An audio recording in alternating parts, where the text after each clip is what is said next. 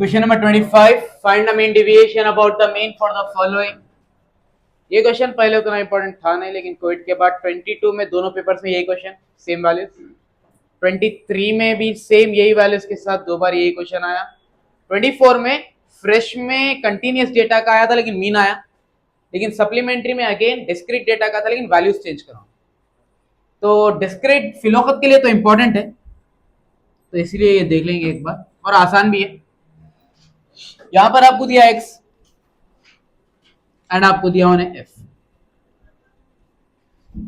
x की values 2, 5, 7, 8, 10, 35, then 6, 8, 10, 6, 8, 2। Same way frequency को add कर लो, वहां से आपको आ जाता है इनका आंसर 6 + 8 14, 14 + 10 24, 24 30, 38 40। तो यहां से हम लिख लेंगे n की value, so n is equal to 40। उसके बाद डिस्क्रीट डेटा में मीन का फॉर्मूला क्या है? Sigma f into x by n, simple formula है। तो आप सिर्फ f इंटू एक्स मल्टीप्लाई कर लेंगे और मीन वहां से हो जाता है आपका काम। 2 6 जा, 5 8 जा, 7 10 जा, 8 6 जा, 10 8 जा, 35 इंटू 2 ऐड करो, 2 + 8 10, 1 + 1 2, 2 + 4 6, 6 7 13, 13 + 4 17, 17 + 7 24, 24 + 8। तो ये आ गया सिग्मा f इंटू एक्स का आंसर। तो यहाँ वो भी लिख लेंगे, sigma f into x is 320। और अगर मीन में सब्सटीट्यूट करें तो 320 बाई n का आंसर कितना है? 0 एंड 0 कैंसिल, 4 1 जा, तो x बार का आंसर कितना मिल गया? आपको होना क्या है, you have to find mean deviation about mean। Formula है sigma f into modulus x minus x bar divided by, तो आपका काम है पहले modulus of x minus x bar calculate करना। तो modulus of x minus x bar, x है यहाँ पर, x बार लेके आए वहां पर 8, तो 2 - 8 कितना? 5 - 8, 7 - 8, 8 - 8, 10 - 8, 35 - 8, पूरे पॉजिटिव वैल्यूज बिकॉज अपने पास यहाँ पर मॉड्यूलस। देन लास्ट कॉलम आपको क्या कैलकुलेट करना है? f into modulus x minus x bar, f is this and modulus x minus x bar है ये। तो 6 इंटू 6, 8 3 जा, 10 1 जा, 6 0 जा, 8 2 जा, 2 इंटू 27, ठीक है, 6 + 4 10, 6 + 4 10, 10 + 10, 3 2 5 6 7 8 9 140। तो ये आ गया सिग्मा f इंटू मॉड्यूलस। तो यहाँ पर वैल्यू सब्सटीट्यूट करो, 140 डिवाइडेड बाय n का आंसर कितना है? ये लो सिंपल, 40 40 कैंसिल, बचा आंसर 1, 2 2 जा 4, 2 7 जा 14। तो आंसर है 7 का हाफ कितना बनता? तो this is your answer. Easy है।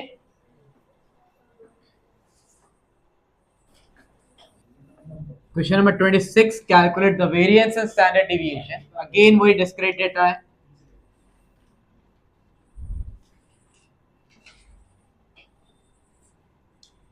So x की वैल्यू 4 8 11 17 20 24 एंड 32, और उसकी फ्रीक्वेंसीज क्या दिया उन्हें? 3 5 9 5 4 3 1, फोन नंबर की तरह नहीं, क्या बात है। इनकी वैल्यू आ गई 30। अच्छा, अगर वेरिएंस का फॉर्मूला लिख रहे हैं हम अभी यहाँ पे, सो वेरिएंस का फॉर्मूला डिस्क्रीट डेटा के लिए है क्या? Sigma f into x minus x bar whole square divided by. सब यहां देखो, आपको फॉर्मूले में यूज होने वाला है एक्स बार, ठीक है। तो एक्स बार होता है क्या? मीन होता। क्या होता है एक्स बार? तो आपको यहाँ पे इनडायरेक्टली मीन तो मालूम करना ही पड़ा, which is sigma F x by. तो आपका पहला कॉलम बनने वाला है f इंटू एक्स, तो 4 3 जा 8 5 जा 11 9 जा 17 into 5 5 7 जा 35 85 20 into 4 3 into 24 3 4 जा 12 3 2 जा 6 72 and 1 into 32 is, तो यहाँ से सिग्मा एफ एक्स की वैल्यू आई 2 plus 9 11 11 plus 5 16 16 plus 4 20 2 plus 1 3 3 plus 4 7 7 plus 9 16 16 plus 8 24 24 plus 8 32 32 plus 7 39 39 plus 3 420 420 n कितना है अपने पास 0 0 कैंसिल 3 1 जा 3 3 4 जा 12, तो x बार की वैल्यू कितनी आ गई। नेक्स्ट आपको मालूम करना है x माइनस एक्स बार। तो फर्स्ट थिंग, स्क्वायर आने से पहले हम सिर्फ x minus x bar calculate करेंगे। And for a kind information, यहाँ पर अब मॉड्यूलस नहीं है तो आपको नेगेटिव आ रहा तो नेगेटिव डालना पड़ता, जैसा कि x की वैल्यू 4 है और x बार की कितनी है, तो 4 माइनस 14 कितना, 8 minus 14 11 minus 14 17 minus 14 plus 3 20 minus 14 24 minus 14 and 32 minus 14। Clear. But जब हम इसका स्क्वायर करेंगे अगेन वो पॉजिटिव बन जाता, सो माइनस 10 का स्क्वायर हो गया। स्क्वायर क्यों करें, फॉर्मूले में स्क्वायर यूज होने वाला है। 6 square 3 square 9 3 square 9 6 square 36 10 square 18 square, I guess 324। Check कर लो एक बार।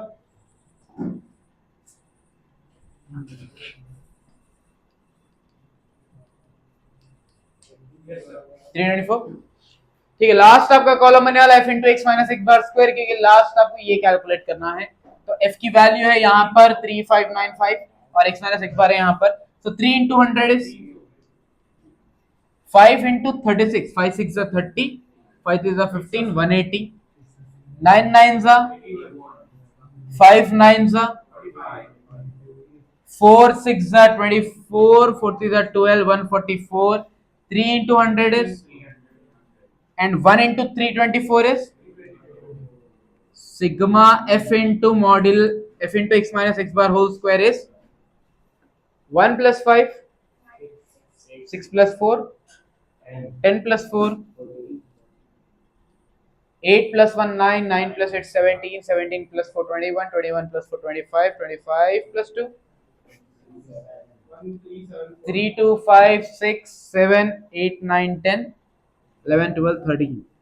तो आंसर आया इसका, therefore variance is equals to 1374 divided by क्या है n की वैल्यू 30। अब डिवाइड कर लो इसको आप 30 बाई 1374, तो आप 30 को एज 3 काउंट कर लो। 3 5 15 3 4 12 होता, विच मीन्स 120। 7 में से 0 गए 7 बचा, 3 में से 2 गए 1 बचा और 4 को ला लो नीचे। 3 5 15 होता, तो 15 बोले तो कितना आया 150। 4 2 डेसिमल लगा है 0 लिए, तो 3 8 24 होता है यानी 240। तो वेरिएंस का आंसर कितना आया, this is your variance. Standard deviation कैसा निकालेंगे, standard deviation is equals to under root of variance का वैल्यू कितना आया। ओके, कल हम देखे 45 का करीबी पहला रूट कितना था 36 था, 36 का रूट होता 6, तो आपको आने वाला आंसर 6 पॉइंट आगे कुछ भी, तो 6 36 और 49 दोनों के बीच में ये 45.8 किसके करीब है 49 के करीब है, मतलब वो 0.5 के आगे रहने वाला है। तो इसका एक्चुअल आंसर है 6.77।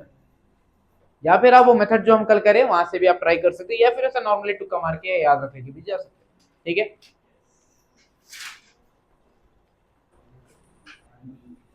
Question number 27, find the mean deviation about the median. ये आया था मई 2014 में। यस, सो एक काम ये करना है, जब भी आप मीडियन का क्वेश्चन करेंगे, खासतौर पर डिस्क्रीट हो या अनग्रुप डेटा हो, आप ये ऑब्जर्वेशंस को अरेंज करेंगे इंक्रीजिंग ऑर्डर में। किसमें? इंक्रीजिंग ऑर्डर में अरेंज करेंगे। जैसा कि 6, 9, 3, 12, 15, 13, 21, 22, इसको अगर हम इंक्रीजिंग ऑर्डर में अरेंज करें तो पहला आंसर आता आपके पास 3, उसके बाद आता 6, फिर आता 9, फिर आता 12, 13, 15, 21 एंड 22।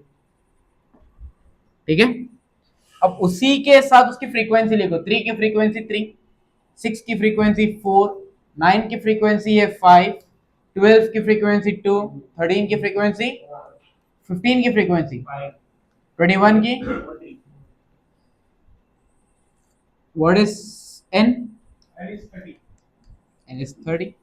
यहां पर एक नया कॉलम आप लेंगे, वो है क्यूमुलेटिव फ्रीक्वेंसी। ये मीडियन में बनाना पड़ता है आपको, चाहे वो कोई भी डेटा का, अनग्रुप के लिए नहीं है, सॉरी, बस यहाँ पर है आपको एलएक्यू के जो प्रॉब्लम्स रहेंगे जहाँ पे टेबुलर कॉलम रहेगा, वहां पर आपको क्यूमुलेटिव फ्रीक्वेंसी लेना है।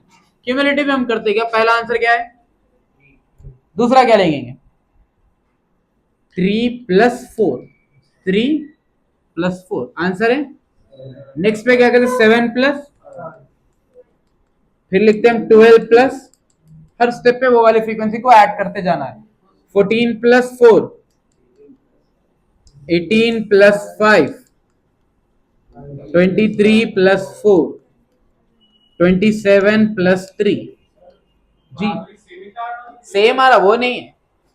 ये क्लास की क्यूमुलेटिव फ्रीक्वेंसी कितनी है, नॉर्मल फ्रीक्वेंसी 5 है, लेकिन क्यूमुलेटिव कितनी है, वो हिसाब से देखते हैं। हर स्टेप पे ऐड करते जाते, फाइनल आंसर तो सेम ही आना, क्योंकि फ्रीक्वेंसी को ऐड कर रहे थे। यहां तक क्लियर है? जैसा ये आ गया, आप लिखो n की वैल्यू, n की वैल्यू कितनी है, तो आप मीडियन के लिए आप कैलकुलेट करते क्या, n/2, n/2, n की वैल्यू कितनी, 2 1 जा 2 15 जा। तो अब देखो मीडियन का फॉर्मूला क्या था, n/2 observation, median is equal to, मतलब ये है कि n/2 की वैल्यू कितनी है, 15। अब बोलो 15 से जस्ट बड़ा नंबर क्यूमुलेटिव फ्रीक्वेंसी में कहां पर है, वो है 18। क्लियर? 15 से जस्ट बड़ा नंबर कहां है, तो ये जो क्लास दिख रही है आपको, ये होता है आपका मीडियन।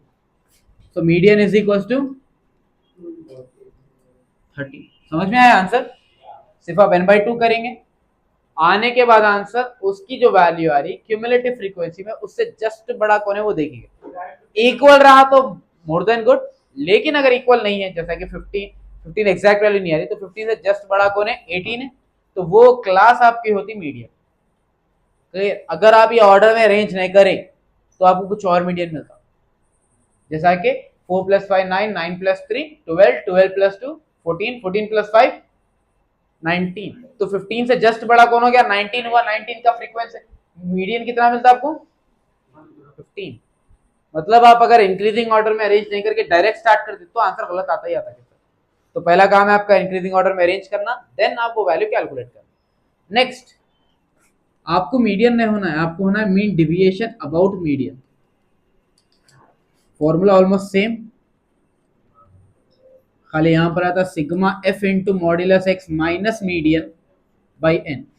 लास्ट क्वेश्चन में हम क्या करे थे, एक्स माइनस एक्स बार करे थे, क्योंकि मीन था वहां पर, यहाँ पर मीडियन है। तो आपका काम है पहले modulus x minus median calculate करना, फिर F into modulus x minus median calculate करना। एक्स कितना है, 3 है, मीडियन कितना है, 13 है, तो 3 - 13, 6 - 13, 9 - 13, 12 - 13, 13 - 13, 15 - 13, 21 - 13, 22 - 13। Clear? F into x minus median F है यहाँ पर, और एक्स माइनस मीडियन है यहाँ पर। 3 10 हो गया 30, 7 4 4 5 1 2 0, 5 2 10, 4 8 32, and 3 9 27।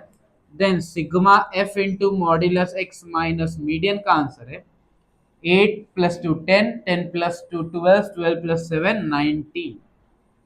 3 4 5 6 7 8 9 10 11 12 13 14, तो आंसर है इसका, तो लिख लो 149 बाय n की वैल्यू, डिवाइड तो होता है, तो हम कर लेंगे डिवाइड 30 बाई 149, तो 30 इंटू 4 120, बचा 29, डेसिमल लगा है 0, 30 इंटू 9 30 इंटू 6, तो आंसर है इसका 4.96। समझ में आया? This is the end of your chapter number 8, measures of dispersion.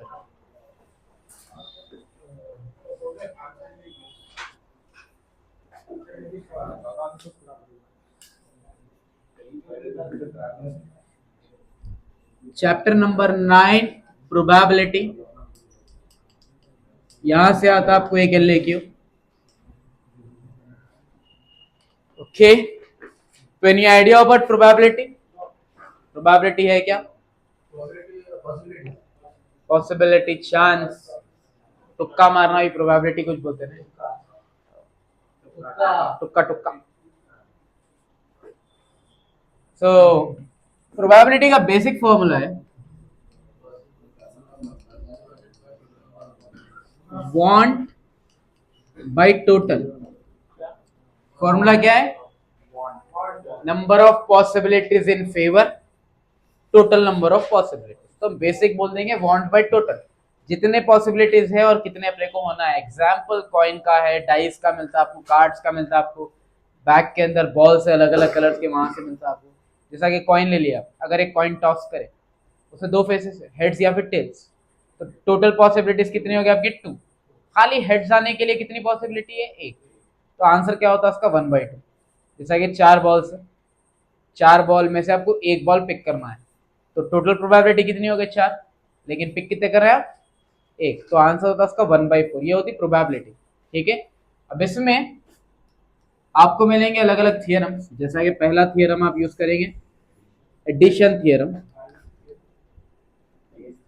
Addition theorem का फॉर्मूला है probability of E1 union E2 is equals to probability of E1 plus probability of E2 minus probability of E1 intersection E2।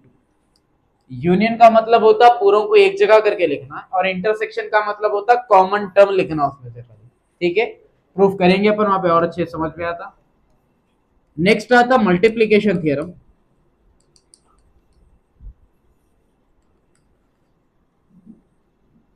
So multiplication theorem भी हम proof करने वाले हैं, लेकिन इसमें तो इसमें एक्चुअल में दो फॉर्मूले बनते हैं। पहला आता ए इंटरसेक्शन बी और दूसरा आता बी इंटरसेक्शन ए। ठीक है, बट इसमें भी अगेन दो केसेस बनने वाले हैं, वो भी देखेंगे। फॉर्मूला है P of A into P of, इसको क्या पढ़ेंगे हम? किसी को आइडिया है? नो,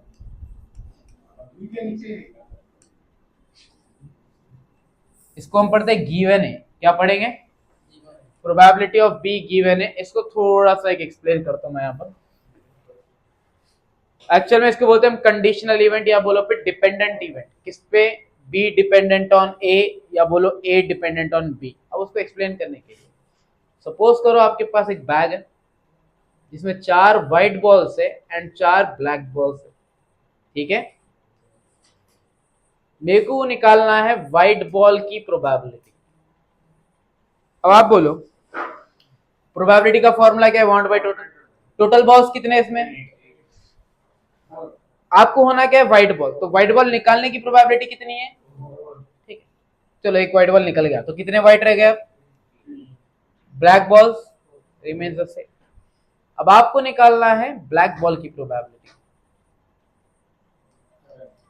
टोटल बॉल्स आप, और ब्लैक बॉल कितने हैं? अब ये बोलो क्या ब्लैक बॉल की प्रोबेबिलिटी पे कुछ इफेक्ट हुआ? यस। अगर मैं व्हाइट निकालने से पहले अगर ब्लैक निकाल देता था तो आंसर मेरे को उसका 4/8 मिलता, बट क्योंकि व्हाइट निकल गया उसके बाद हम ब्लैक निकाल रहे हैं तो प्रोबेबिलिटी में चेंज है। यहां पर था 4/8, यहां पर है 4/7। तो वैसे इवेंट्स को बोलते हैं conditional event, because this event is dependent on white ball. अगर ये होता ही नहीं था तो इसका आंसर भी 4/8 होता था। तो ये हो गए डिपेंडेंट इवेंट्स। इसमें और एक केस आता है जहां पर हम लिखते हैं उसको इंडिपेंडेंट।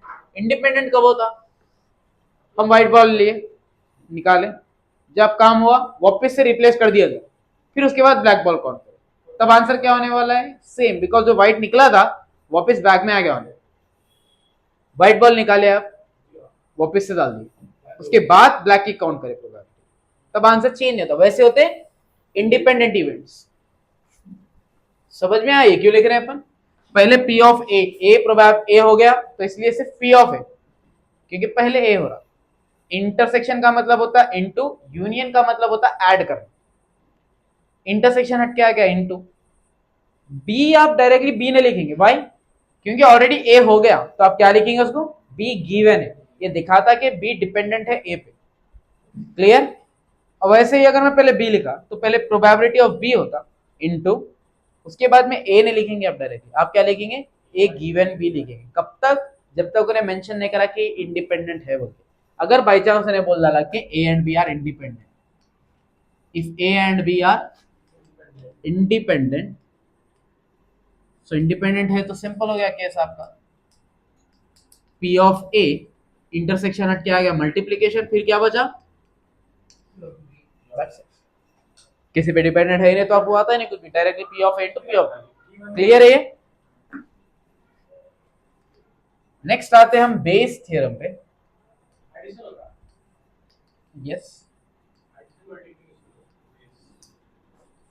तो बेस थ्योरम का फॉर्मूला है probability of E I given A. First thing, E I कोई भी इवेंट्स हो सकता है, E1 E2 E3 E4 so on up to En, क्योंकि हम इसमें n नंबर ऑफ इवेंट्स के बारे में बात करते हैं। तो इसका फॉर्मूला है probability of E I into probability of A given E I divided by sigma I is equal to 1 up to n P of E I into P of A given E I. Actual में आपका calculation है P of E I P of A given E I से, but क्योंकि probability का formula होता है want by total. Suppose करो आपके पास दो इवेंट्स है E1 E2 और आपको निकालो वाला आंसर E2 का, तो आप यहाँ लिखेंगे P of E2 into P of A given E2, लेकिन नीचे क्या करेंगे, दोनों भी लेंगे, क्योंकि प्रोबेबिलिटी का फॉर्मूला है वांट बाय टोटल। सिग्मा क्या इंडिकेट करता, सम, तो मतलब जितने भी इवेंट्स है सबका सम नीचे आना, और जो इवेंट के बारे में उन्हें पूछा वो इवेंट ऊपर आना। कैलकुलेशन सेम है, देखो P of E I P of A given E I, P of E I P of A given E I. फर्क इतना है, यहाँ पे सिर्फ जो नंबर पूछा उसके लिए लेते, यहाँ पर जितने पूछा सारे नंबर्स का हम लिखते। Example, P of E1 P of A by E1 plus P of E2 P of A given E2 plus P of E3 P of A given E3। ये तीन नीचे आ गए, ऊपर आपको सिर्फ E2 पूछा तो ऊपर लिखेंगे P of E2 P of A given E2। समझ में आया बेस थ्योरम? खैर प्रूफ तो करेंगे हम, अभी के लिए आप लोगों को सब ये देखना है, एडिशन थ्योरम यूनियन के लिए, मल्टीप्लिकेशन थ्योरम इंटरसेक्शन के लिए, और बेस थ्योरम गिवन कंडीशन के लिए डिपेंडेंट। तो इसको कॉपी करो और थोड़ा समझने की कोशिश करो। Okay okay, one more thing, we have one more event which is called as complement. Complement को आप दो तरीके से डिनोट कर सकते हैं, ए पावर सी से भी डिनोट कर सकते हैं आप इवेंट को, या फिर ए डैश ए बार से भी कर सकते हैं। तो ये दोनों बताते हैं कि ये इवेंट ये कॉम्प्लीमेंट फंक्शन है। यहां पर होता क्या, P ऑफ ए अगर होने वाला इवेंट है तो नए होने वाला इवेंट क्या होता है, ए कॉम्प्लीमेंट। एग्जाम्पल, पास होने की प्रोबेबिलिटी अगर ए है, पास होने का इवेंट अगर ए है, तो ए कॉम्प्लीमेंट कौन सा इवेंट होता, फेल होने का। जीतने का इवेंट अगर ए है तो हारने का इवेंट क्या होता, ए कॉम्प्लीमेंट होता। और दोनों को ऐड करने पे आंसर क्या मिलने वाला है आपको, 1 एंड 0 लेस देन और equals to probability of any event, A बोलो या फिर ई बोल लो, लेस देन और इक्वल्स टू 1। मतलब कि ना तो प्रोबेबिलिटी 0 से कम रहती ना फिर 1 से ज्यादा रहती। It can be 1, it can be 0, but not more than 1, not less than 0। Negative नहीं आ सकते, 1 से ज्यादा नहीं जा सकते, क्योंकि कहीं देखे आप 100% से ऊपर का बोल लेते अपन, अच्छा ही क्या बोलेंगे, 100% आ रहा हूं मैं कैसा भी है, 120% आ रहा हूँ कैसा भी, 220 बोलते ना, 1000% मैं आ रहा हूँ कैसा भी। तो मैक्सिमम रहता सिर्फ 1 तक ही। एग्जाम की बात ही ले लो, 100% से ज्यादा रिजल्ट मिलता नहीं आपको। तो प्रोबेबिलिटी याद रखना 1 से ज्यादा नहीं रहती, 0 से कम नहीं रहती। वो इसलिए क्योंकि आगे के प्रॉब्लम में एज अ बेसिक टर्म कहीं तो भी बीच में यूज आया था ये चीज का, और इसका भी।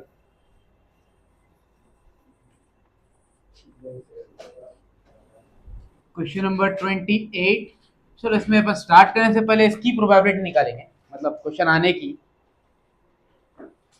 बहुत इंपॉर्टेंट है, पहले भी कई बार आया हुआ है, बिफोर कोविड भी बोला मैं, 2014, 16, 17 ऐसे टाइप में ये आया था लास्ट ईयर, फ्रेश में एंड सप्ली में। तो बोलो ये साल आने की प्रोबेबिलिटी कितनी, परसेंटेज पे बोलो, आने की प्रोबेबिलिटी कितनी बोल रहे हैं? 70%। तो लास्ट ईयर आया था फ्रेश में एंड सप्ली में, कितनी है प्रोबेबिलिटी? ये साल आने के लिए होगी। एक क्या बोले आप? अब बोलता हूं मैं कि ये आया था मार्च 23 में भी, मई 22 में भी।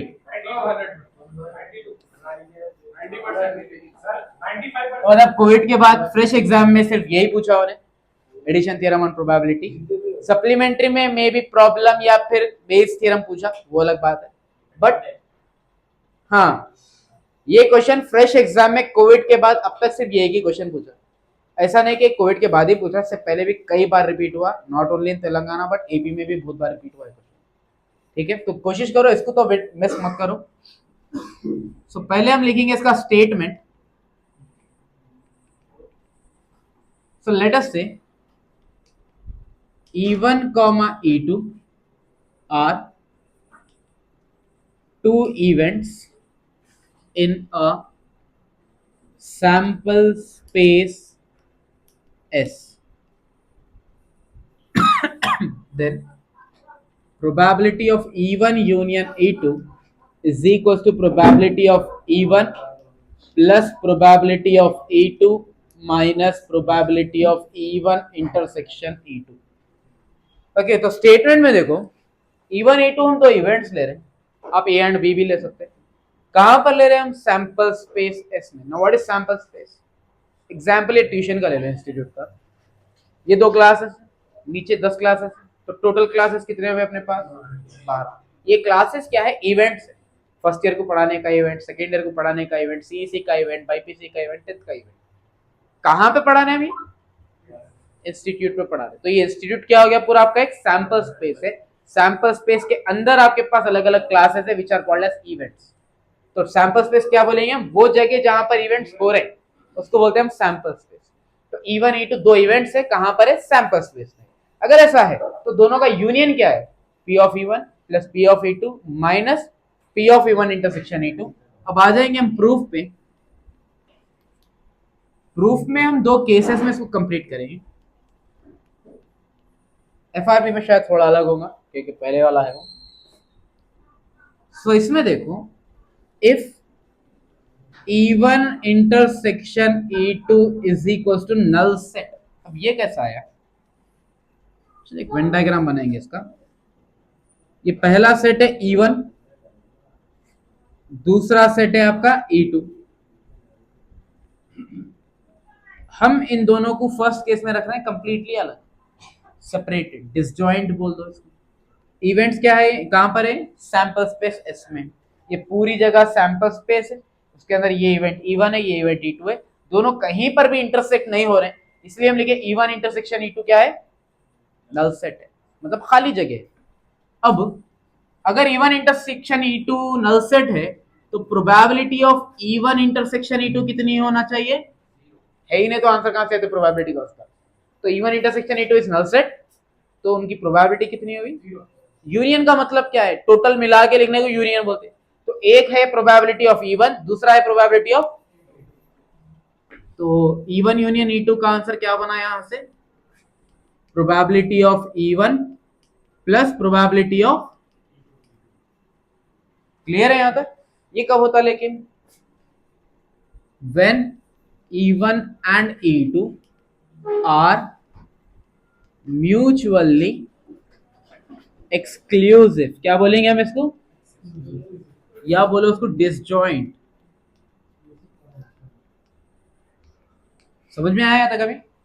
ये आंसर कब आने वाला है? एक्चुअल में थ्योरम क्या है? E1 यूनियन E2 का आंसर है E1 plus E2 minus E1 intersection E2। तो probability of E1 union E2 क्या है अभी? E1 प्लस E2 कब हो रहा है?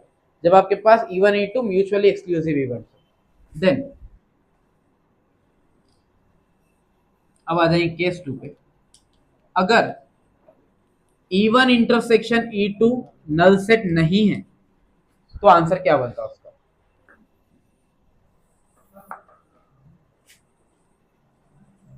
इसका डायग्राम यहां बना रहा हूं।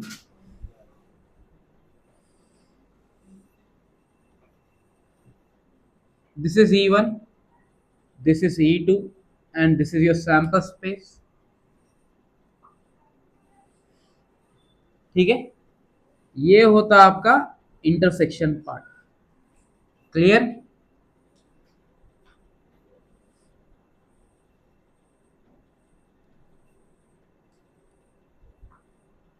E1 के लिए हॉरिजॉन्टल लाइंस, E2 के लिए वर्टिकल लाइंस, और ये जो बीच का पार्ट है दोनों के लिए हो गया। तो हम क्या करेंगे यहाँ पर? E1 यूनियन E2 का आंसर, अच्छा इसमें थोड़े फॉर्मूले टाइप याद करना है आप लोगों को। पहले तो E1 यूनियन E2 जब लिख रहा हूँ तो इसका लिखने का तरीका, E1 प्लस, यूनियन का मतलब क्या होता? प्लस। अब E2 ने लिखेंगे, आप लिखेंगे E2 माइनस E1, क्योंकि यहां से यहां तक अगर E1 यूज कर लिया तो सेकंड वाला लिखने के लिए आपको E2 लिखना नहीं है, बिकॉज देखो E1 के अंदर ऑलरेडी ये वाला पार्ट इंक्लूडेड है इंटरसेक्शन का, तो आपको ये वाला पार्ट होना है, मतलब खाली ये जो दिख रहा है ये आंसर होना है। तो हम क्या करेंगे यहाँ पर E1 प्लस, ये एक्चुअली फॉर्मूला है, बस बता दिया आपको फिर भी मैं। E1 यूनियन E2 क्या होता? E2 plus, sorry E1 plus E2 minus E1। Then इसके बाद एक और फॉर्मूला अप्लाई करना है which is E2 minus E1 को आप रिप्लेस करते किससे? E1 इंटरसेक्शन E2 से। ये दो फॉर्मूले अगर याद रह गए तो आपका आंसर हो गया। फर्स्ट E1 यूनियन E2 क्या लिखेंगे अपन? पहले E1 यूनियन क्या है? प्लस। जैसा एग्जाम्पल हम अभी मल्टीप्लिकेशन थ्योरम में दिखाया था, A इंटरसेक्शन B को क्या करा था? पहले A लिख दिया था, फिर डायरेक्ट B ने लिखा था, उसको लिखा था B बाई A। वैसे ही यहाँ पर E1 लिख लिए, लेकिन E2 पे में क्या करें अपन? E2 माइनस E1 लिखे। क्लियर है ये? उसके बाद क्या करें आप? सिर्फ ये पूरा यहाँ से तक से बस E1 को रिप्लेस कर दिया आप किससे? E1 इंटरसेक्शन E2 से। देन प्रोबेबिलिटी अप्लाई करो, P of E1 union E2 is equal to P of E1 plus E2 minus E1 intersection E2। Separate कर लो probability, P of E1 plus P of E2 minus P of E1 intersection E2। This is your addition theorem.